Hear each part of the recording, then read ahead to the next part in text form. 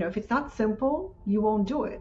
If it's not simple, you won't do it consistently in a sustainable way. For example, I can speak on stages, and I've done that before. But if I had to rely on the strategy of speaking from stages to build my business, I would go bankrupt, or I would quit. I would burn out. It's not my favorite strategy. So find something that aligns with you, as you said. Hello, everyone, and welcome back to another episode of CEO Frequency. I am so happy to be here today with Milana, who is an incredible human being and has had a very successful coaching business over many years. A lot longer than most of the people in the coaching industry today, because obviously in the last several years, the coaching and knowledge space has just absolutely blown up online, which I love. But what I am excited to talk about today is how it's changed over time, over actually a couple decades, right? So Milana, since 2001, has actually created and sold over $9 million of programs, products, and trainings. And her entire goal is to empower other coaches, freedom-seeking experts who have knowledge and wisdom to share with the world, to conquer the chaos in their business and their life, to leverage their genius to help other people and bring value to other people while creating freedom in their life. So without the stress and the burnout that a lot of people experience when trying to scale their business. So this is a conversation I'm very excited to have. Thank you so much for being here today, Milana. Go ahead and tell us, who are you and how did you get to where you are today? Thank you, Ali. It's nice to be here.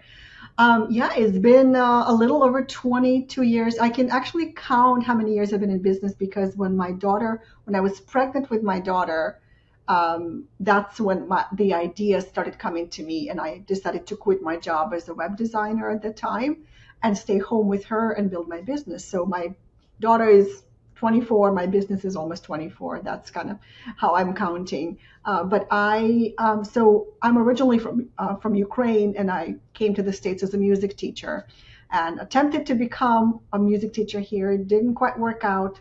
The system is a little bit different. And just completely switched to a new direction, to a new career, and became a web designer. And on my last semester of college, I discovered this whole thing called internet marketing and then coaching. Very quickly got into coaching. Coaches started hiring me as a web developer, web designer for their websites, and just started learning a lot about coaching. And over the last 2 decades, a lot of things shifted. Industries started blending, merging. The line between internet marketing and coaching has quite disappeared. There's still, a camp of coaches who are doing pure coaching, and they're trained as coaches, certified as coaches, especially for organizational purposes. But then there are solopreneur coaches like myself, and I do marketing and internet marketing, but I also do coaching. And so that line has literally blurred between the industries. And I mean, 5 years ago, I went to Walmart and the cashier's sign said coach. So, the idea of what is a coach has definitely shifted. And so I've seen it all, but I've been fortunate enough to build over 100 coaching programs over the years and training programs. And a few years ago, I built the largest online community for coaches, which I have sold to another company at this point. And today, I'm running my company called Coaching Genie, which is a coaching software for running group coaching programs and deliver courses and trainings to clients. So that's, in short, a little bit of my business journey. Yeah, that's absolutely amazing. And that opens up so many questions that I have for you about what you've witnessed over the years, how you got started. So when you first started coaching and creating these programs, what was your focus? What type of coach were you, or what type of content were you actually developing? Yeah. So I wasn't a coach when I started. I had not heard of coaching until a little later, until people started hiring me for web design. But I was a web designer. I would hang out flyers at YMCA and JCC in the area looking for web design clients. I got a few. And then when coaches started hiring me, I became very interested. What is coaching? And um, I started really learning about it. And I discovered that a lot of coaches were having challenges getting clients online. It was 2003, 2004 at that time.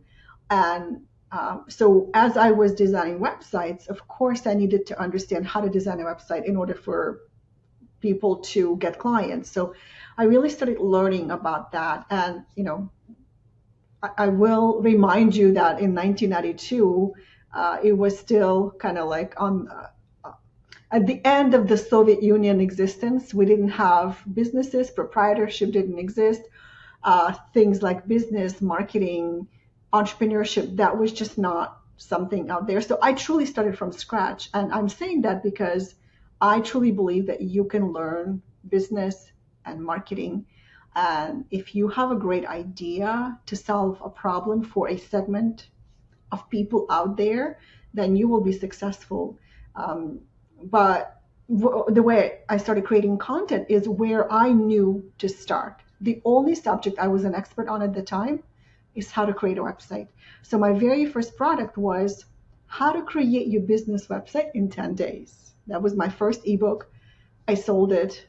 My husband couldn't believe it. I remember he was just kind of resting after work and saying, "Show me the money." I would tell him, "Honey, I wrote 5 pages today. Show me the money." That was my husband reacting, and he still can't believe that I built a business that would, be considered $1 million business online. But that's where I started, and then once I made that first sale, it's like I got bit by a bug. Oh my God, I can create things out of thin air and people pay me money.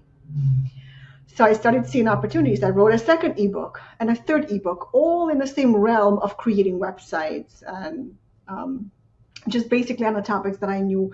And as I developed my knowledge, new products and programs started popping up. And yeah, I mean, that's how I started where I was. And that's what I teach my clients. Start where you are. What do you know right now? And then you'll take that first step, and then you'll take the next step when you're ready. Wow. Yeah, that's really powerful. And that realization of, I have it within me, right? Like what I have within me, I don't need anything else. I can just create something that is of value to somebody else that's going to provide them something they're looking for. And you can make money like that. It's groundbreaking for most people because they're used to having to like go to an office 9 to 5, sit down, do work for 8 hours, 9 hours a day or more, and that's how they get paid. But for you to have that realization Yeah, of like, I create something and then I sell it, it's a very groundbreaking. It seems so simple, and yet it's so powerful to have that realization. absolutely. And it's interesting because when I would tell people that I started a business, they would expect me a business like a franchise, like an existing brand or an existing system out there, and that I simply started that kind of business. For people to learn that I was creating my own products was very unusual back then. Now, a lot of people create products. Not everybody, but a lot of people, this is no longer a novel concept. But it was just interesting that anytime I created something, it was actually out of my own need. Even like Coaching Genius software, I created it because I couldn't find anything like that. I couldn't find any system or software platform that would allow me to bring all the pieces of my coaching delivery into one place. And so I had to create it. And turns out a lot of other people needed it or wanted it and couldn't find it. Um, just like every product that I've ever created, it's because at some point I needed it. Or maybe I would think back to the past, like, yeah, that would have been really cool. Um, there's a product I just created. I actually received a whole box of them yesterday. It's a card deck. I created it because I needed something like this a few years ago when I was going through challenging times. I'm just going to show. It's a card deck called Healing Words for Heavy Hearts. And I couldn't find anything like that when I was going through tough times. There was a lot of motivational stuff out there, tough love, but nothing that would make people that would make you feel that would soothe your hurting heart. And so that is the place from which I create my products and programs all the time. Wow. Yeah, that's really beautiful. And that's the most powerful thing is there is somebody that is going through something that you've already gone through that needs Exactly. that wisdom, that needs that expertise, the helping hand or the kind words or the knowledge, the steps to change their reality. So I think that's one of the most powerful things about the coaching industry. And unfortunately, these days, it seems that some people don't always have the experience and they're still marketing something that maybe they don't actually know about, right? It's a little bit more of, like the resell rights, or it's like a pre-built plug and play kind of concept.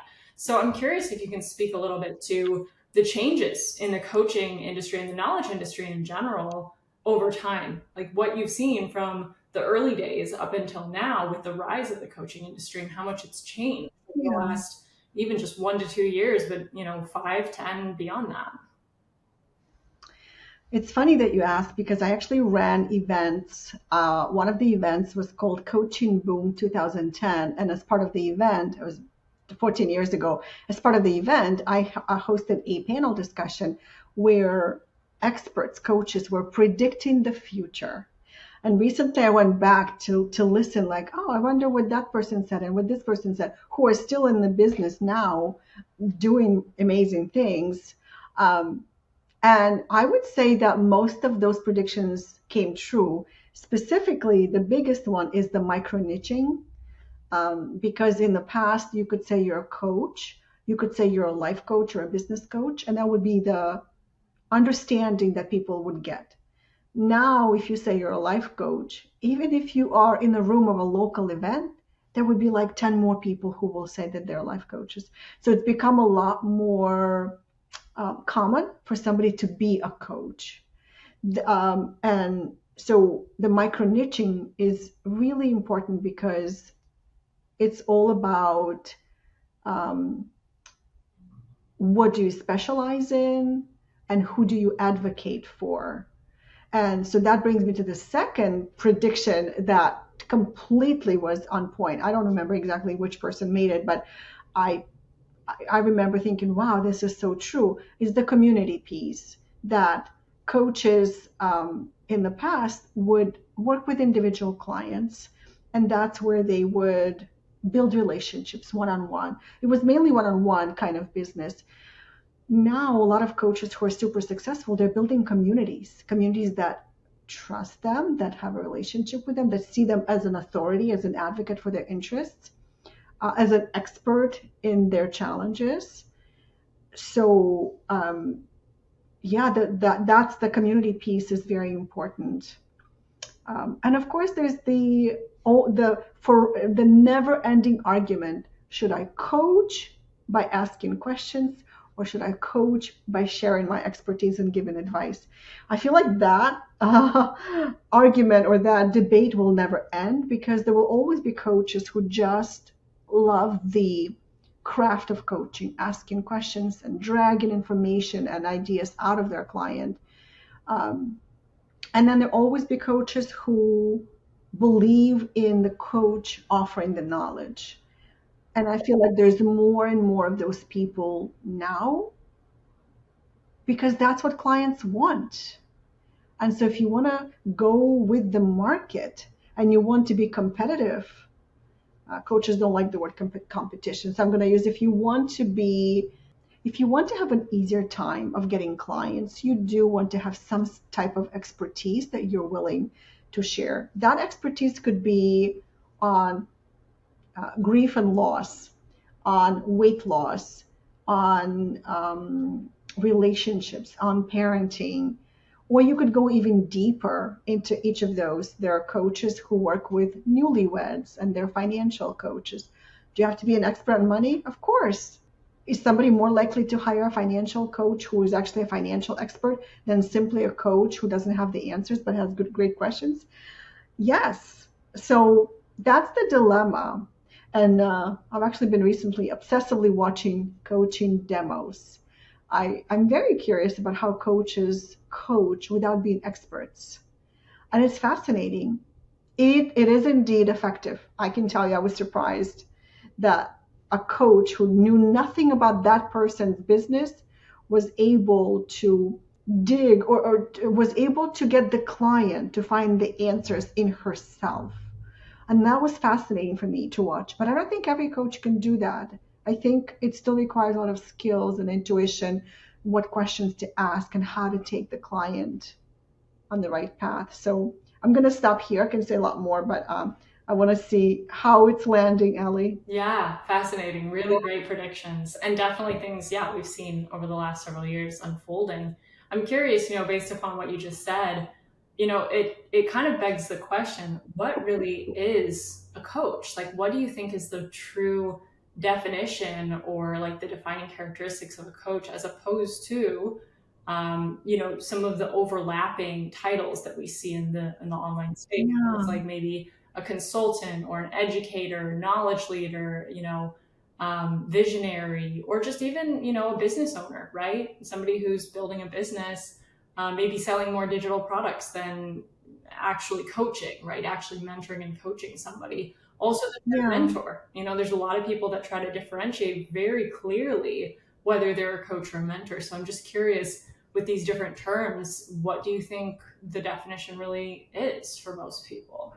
Well, I think a consultant is significantly distinct from a coach because consultants typically work with business owners and organizations. They go in, they do some kind of an assessment, they work with executives and the teams. I just feel like it's a very different vibe. I used to, struggle defining the difference between a coach and a consultant. And if you would go to any website of a coach, you would see what's the difference between a coach and consultant, a coach and consulting. There's a huge difference. It's a completely a different kind of person, different kind of lifestyle. And a consultant definitely needs to have the answers. Therefore, they need to have deep, profound expertise on their topic and experience. As far as like mentor, I don't know. I feel like a mentor is somebody who might work for free or might mentor another coach. There's a lot of mentors who work with coaches, probably not for free, but that there is a definitely a purpose to that is to be able to mentor a fellow coach who is earlier in their journey. I'm going to answer this question in the context of group coaching. So, group coaching has become really common for multiple reasons. All of my programs I do typically in a group coaching format um, because it is easier to scale. You can't really scale one on one coaching business. Um, you can charge your clients less money, so it's more affordable for them. You can also use a group coaching program on the front end for people to get to know you, to fall in love with you, to understand your style, and then go into your higher ticket services or even one on one.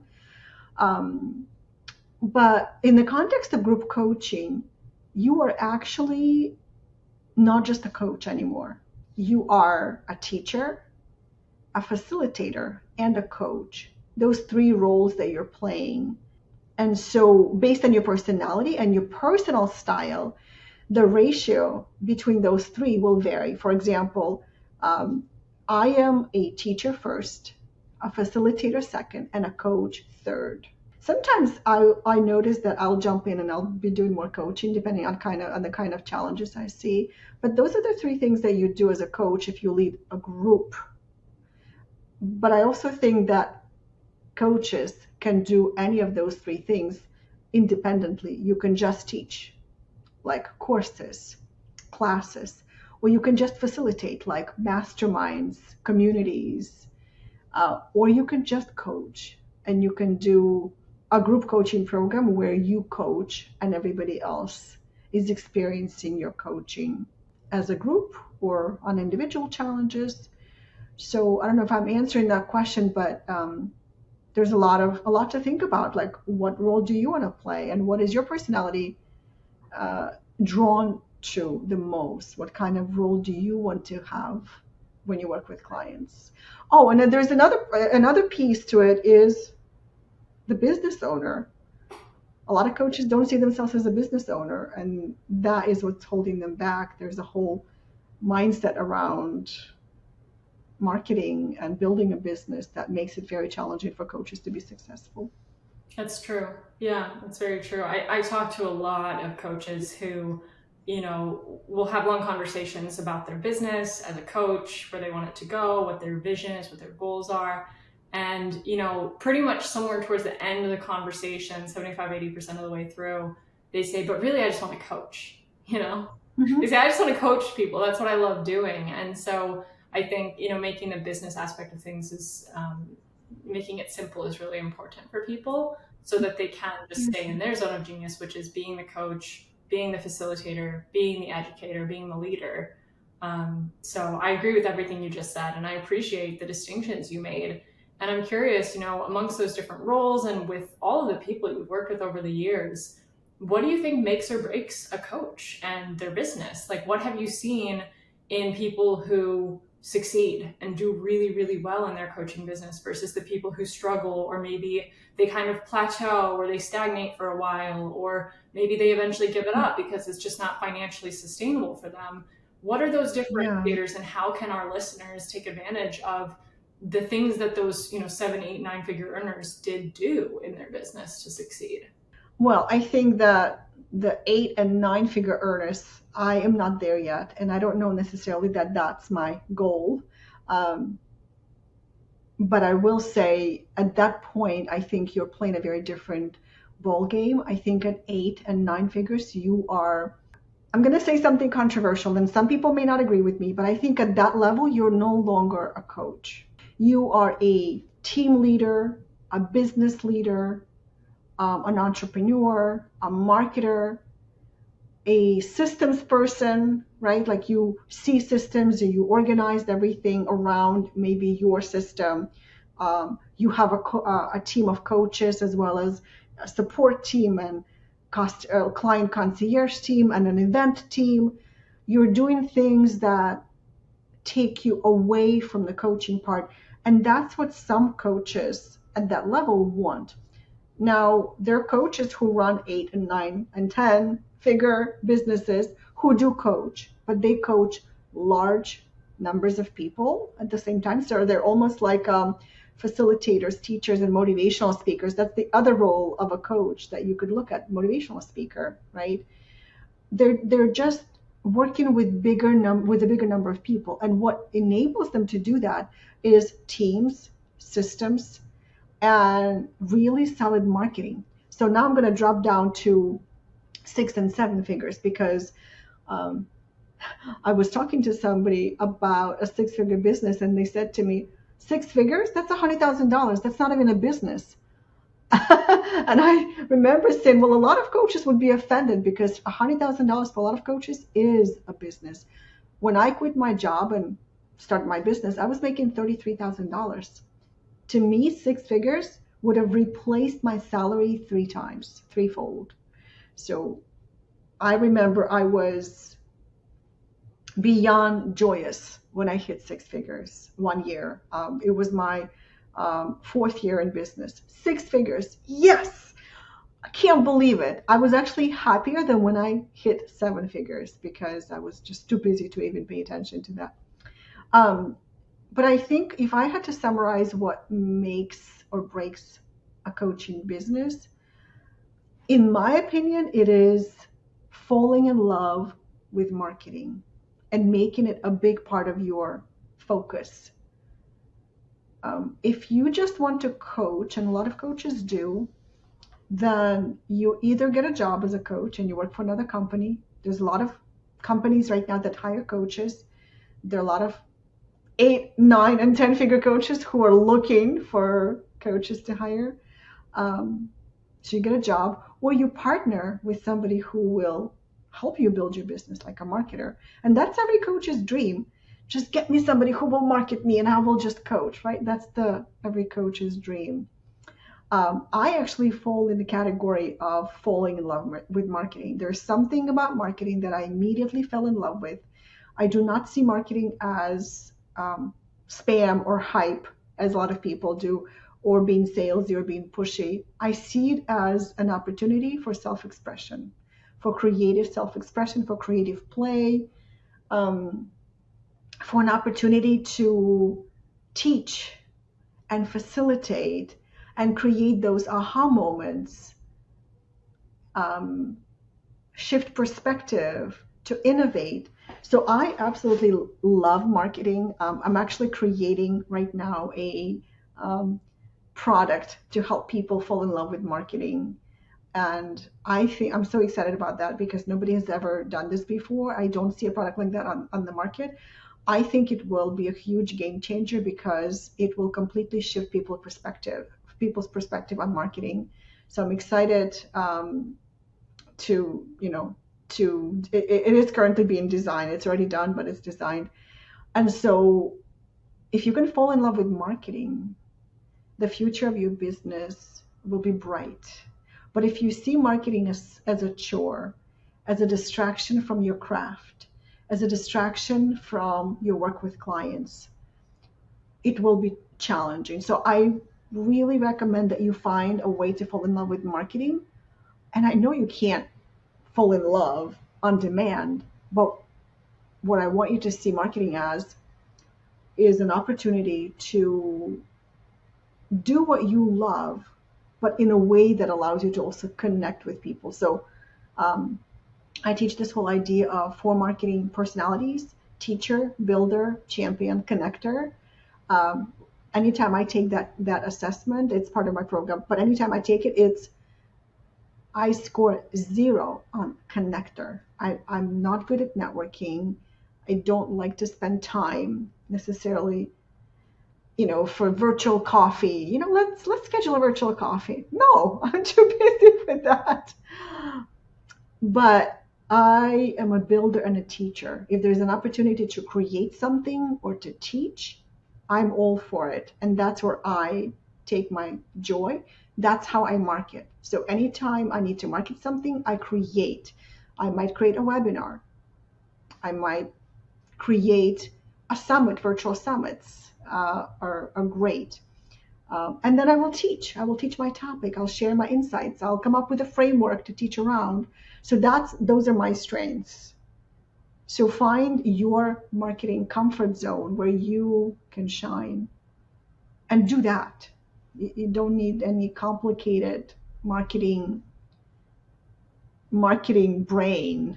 Um, you don't need to be a left brain person, in other words, to fall in love with marketing. So hopefully that makes sense. Yeah, I love that. That's a really good point. And I think it is an area where people struggle, but if you find the parts of it that you love and you do it in a way that lets you be yourself, I think it makes perfect Mhm. sense. And it's actually not as hard as people make it out to be. I think a lot of people overcomplicate things and feel like they have to be doing everything in the realm of marketing in order to grow their business, when in reality, sometimes it's just one simple strategy that you get consistent with that's going to make all the difference. And it can be whatever it is that's most aligned with you as a person. So that's really powerful information and advice.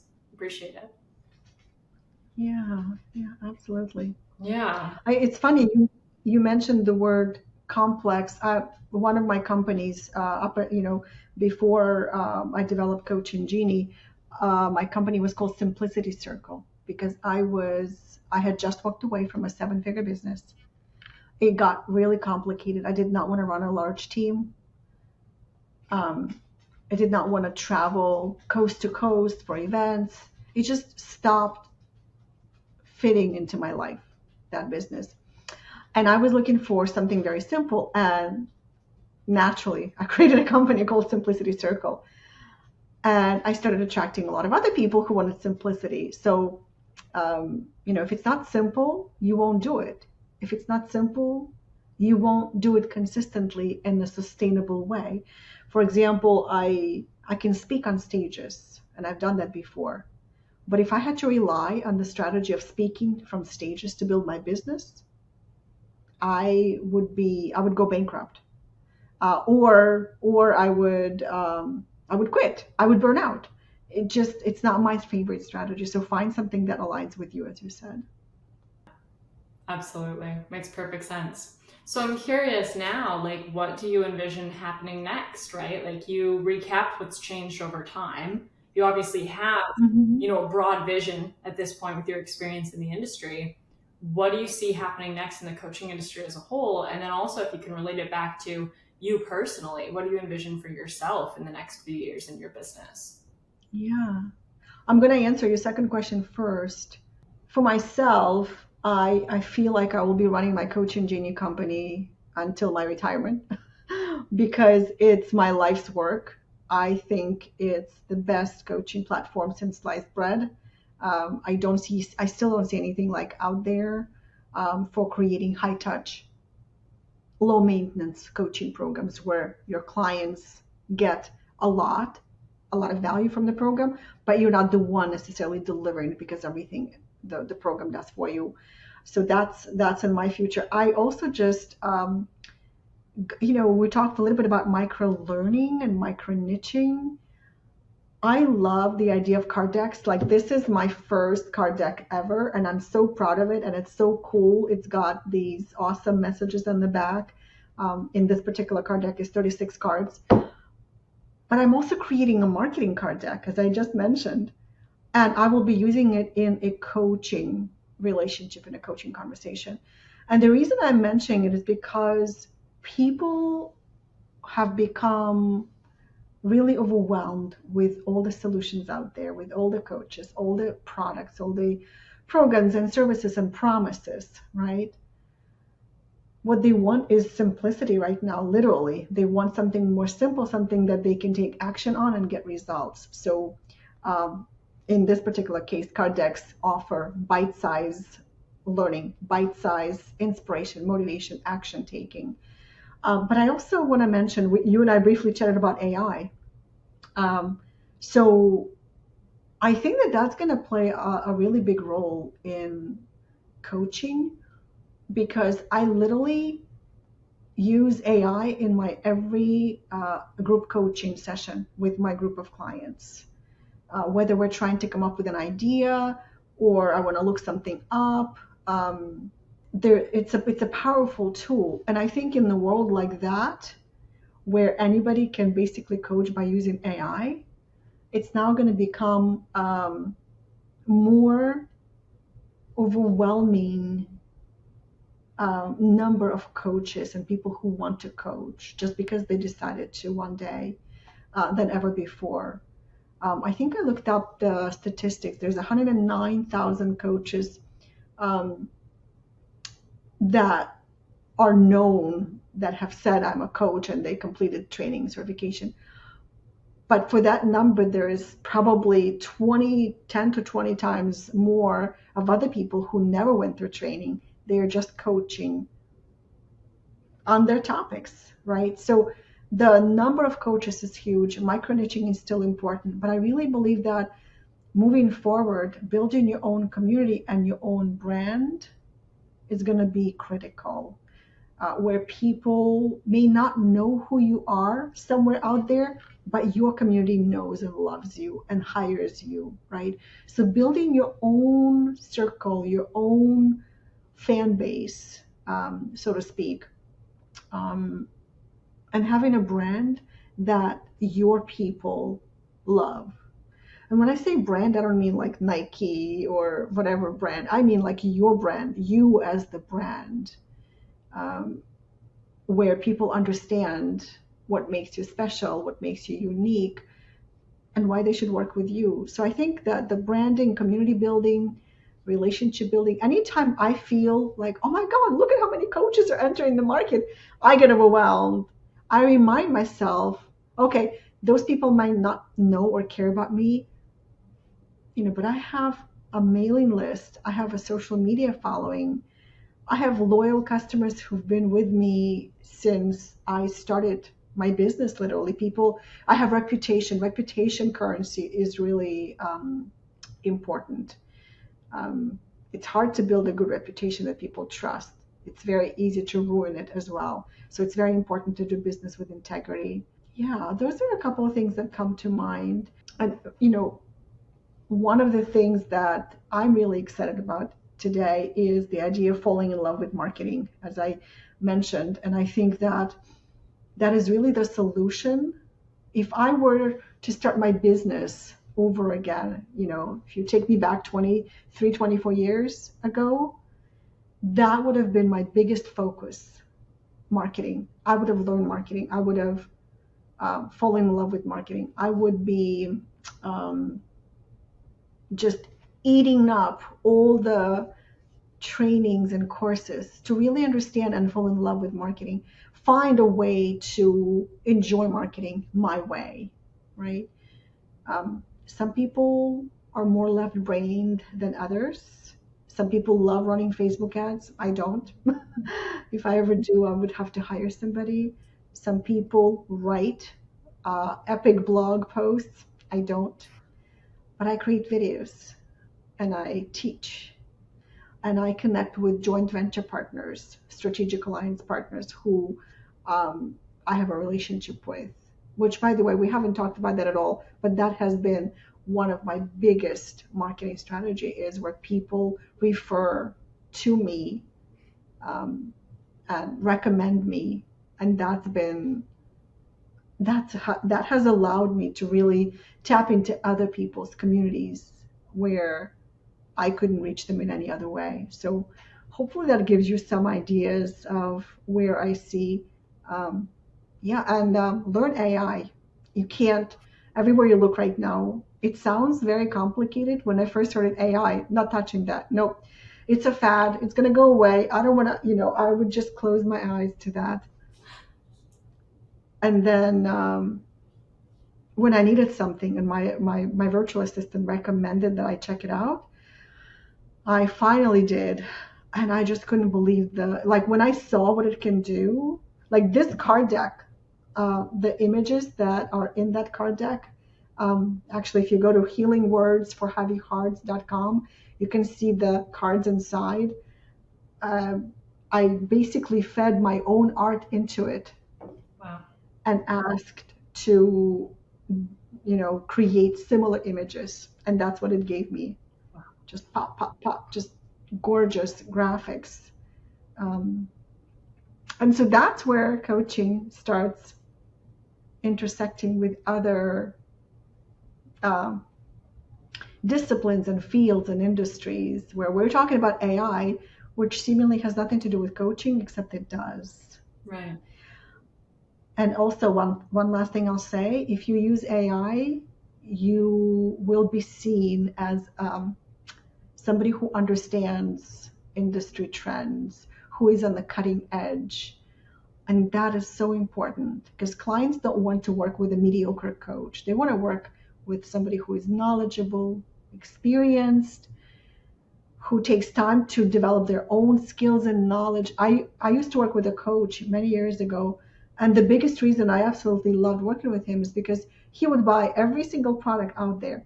He would go through every course. He would try every piece of software. Like, he just knew everything. And of course, I wanted to stay connected to him and tune into what he was tuning into. And so, yeah, be on the cutting edge. Love that.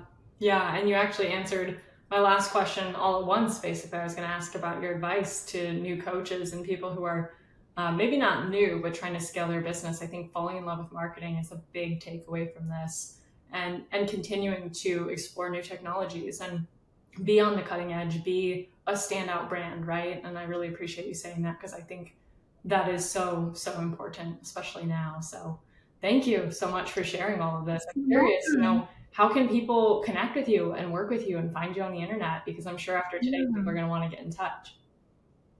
Absolutely. Well, my main website that I have never changed as far as I've always had that website for ever since I bought it in 2003 is Milana.com, my first name, Milana.com. In fact, if you go there, you will see that there is a free ebook called Infinitely Scalable Coach, 6 Simple Secrets for Creating Your Own Online Coaching Empire. It's a free book. There's so many golden nuggets in there. I created it on my way as I left my 7-figure business. I created this ebook because I really wanted to have the conversation of how do you build a seven-figure coaching business without burnout? That was the point of that book that I wrote. So that's one side. If you're interested in the card deck, I would love for you to. I mean, this is not a profitable business. It's just something that people might resonate with. Go to healingwordsforheavyhearts.com. And of course, if you are curious about Coaching Genie, the platform, go to coachinggenie.com. There's a free demo and a 14-day trial that you can try it out. It basically allows you to build your coaching resource library and work with clients by building custom curriculum for each client or for each group. And I couldn't find anything like that out there, so I had to create that. Amazing. Yeah, sounds so cool and so many great things. Well, we'll definitely put all of those links in the show notes so that our listeners can find you, easily access them. Definitely go check that out. And thank you so much for taking the time today. You had so much knowledge and wisdom to share, and I'm just so excited to see all that you are yet to create in your business. Thank you, Ali, for having me.